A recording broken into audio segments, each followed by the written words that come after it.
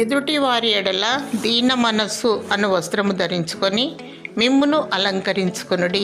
1 పేతురు 5వ అధ్యాయము 5వ వచనం. బైబిల్ నందు 30 రకాల వస్త్రములను గూర్చి మనము చూడగలము.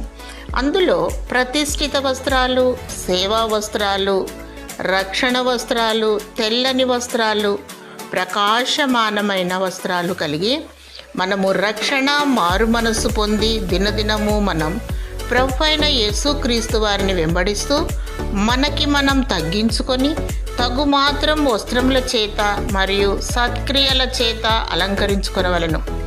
అనాది సంకల్పము చేత జీవ గ్రంథమందు పేరు లిఖించబడి గొర్రెపిల్ల ముద్ర, జీవము గల దేవుని ముద్ర కలిగి మధ్యాకాశమునకు వచ్చినప్పుడు తరువాత వధువు గుంపులో ఉండి ఎత్తబడి ధరించుకొనుటకు ప్రకాశమానములైన నిర్మలమైన సన్నపునార బట్టలు ప్రభు ద్వారా పొందుకుంటాం. దీన మనస్సు అను వస్త్రమును ధరించుకొన్నచో దేవుని దయను పొందెదము. దేవుడు మిమ్ములను లేవనెత్తి దీవించునుగాక.